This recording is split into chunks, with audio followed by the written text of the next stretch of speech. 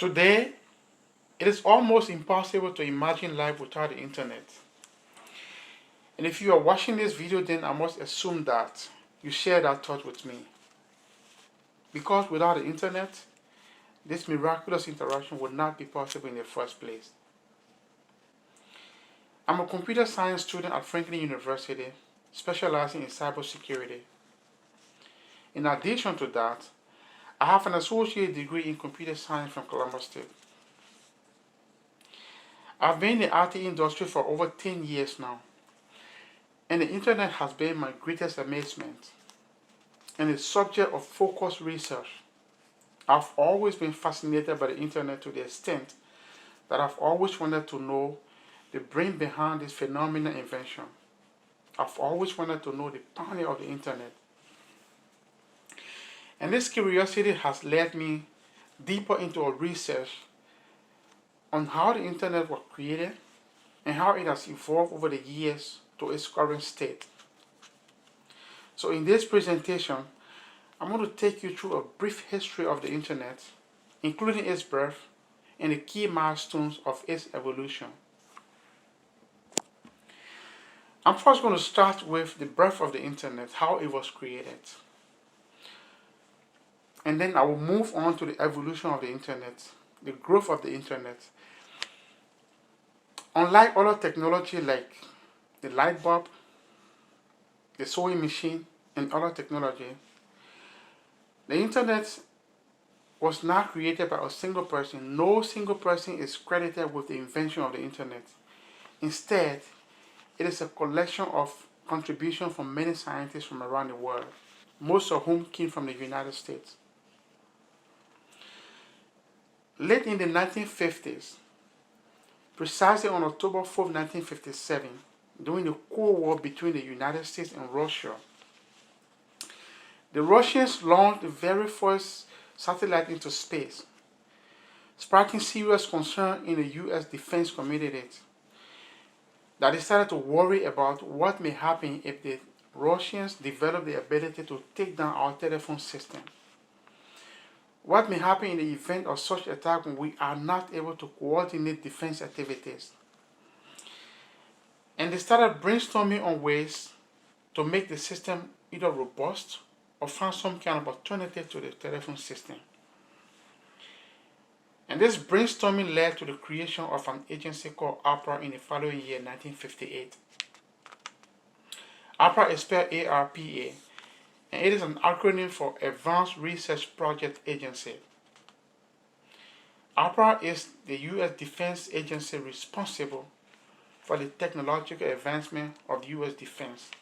The headquarters is over there in Arlington, Virginia on the East Coast. So by the end of the 1960s, ARPA had already developed a network of computers called ARPA Network. We call that ARPANET for short. And this ARPANET is the mother of the internet. It is the original network from which the internet derived. Most of the concepts and principles governing the internet derive from ARPANET. So that is how the internet was born. Now let me move on to the evolution of the internet. In October of that same year, 1969, a major breakthrough happened when the very first computer-to-computer transmission over long distance took place in California. They have been finding ways to have computers talk to each other over long distance. So this happened on October 29, 1969, with the sending computer in Los Angeles and the receiving computer at the Stanford Research Institute in Stanford, California. And the text that was sent between those two computers was the 5-letter word login, L-O-G-I-N.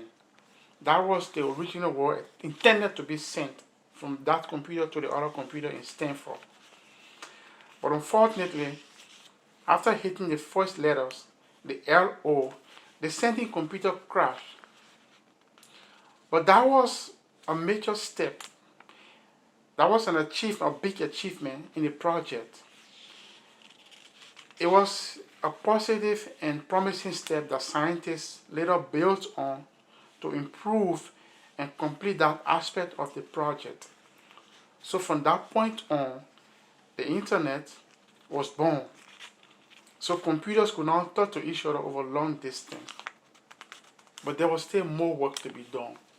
The internet was in use during the 1970s from that point on, but mostly in the government circle, particularly in the Defense Department. So ARPA employees have been working on ways to improve the system, the internet. And there were two gentlemen, two employees of ARPA.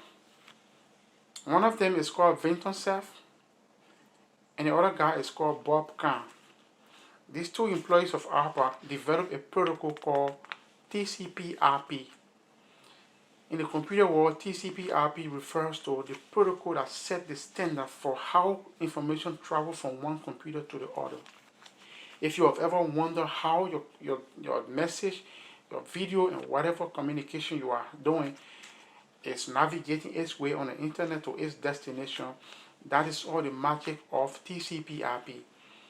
And it is an acronym for Transmission Control Protocol, Internet Protocol. These are two separate protocols that are bundled into one suite. In computer science, protocol is just a set of rules that define how something happens. So if you ever wonder how your message travels through the internet to its destination, that is done by TCP/IP. And this protocol was written sometimes in the 1970s, but it was not finalized until 1983 when it was finally deployed on the ARPANET. And TCP/IP brought a huge achievement. It was a huge game changer to the project. It added a capability for many computers to be added to the network and talk to each other without any interference. That was the achievement that TCP/IP brought to the project. So from that point on, multiple computers could now talk to each other over long distance.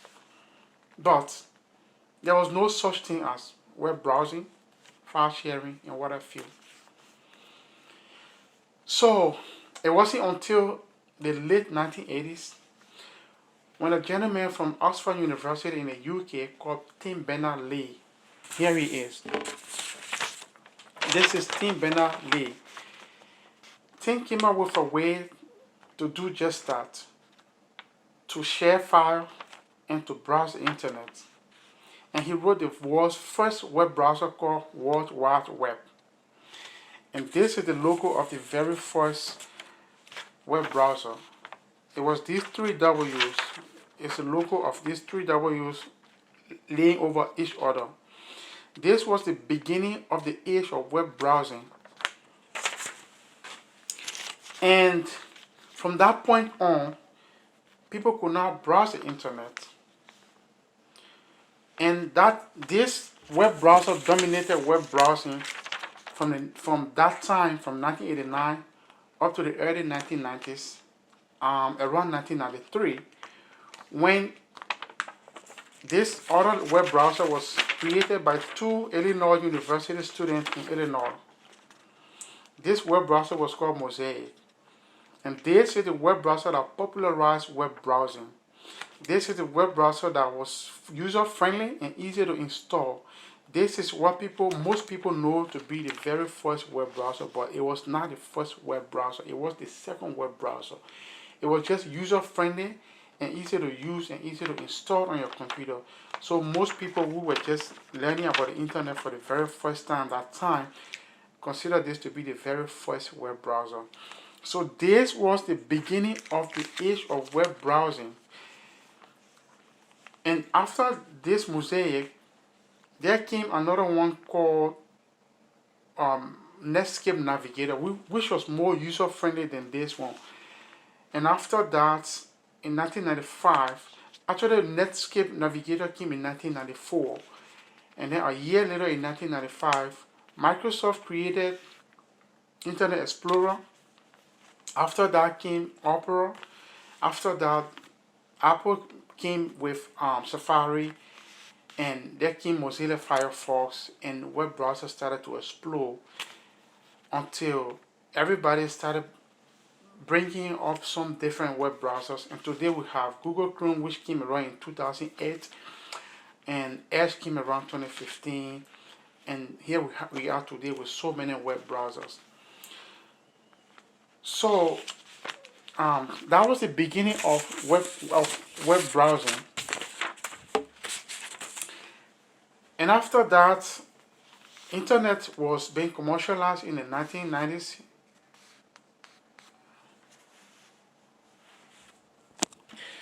So members of the ordinary public, the general public, started using the internet, and it was exploding everywhere, commercialized. People were using it in businesses, and that's how the internet came about.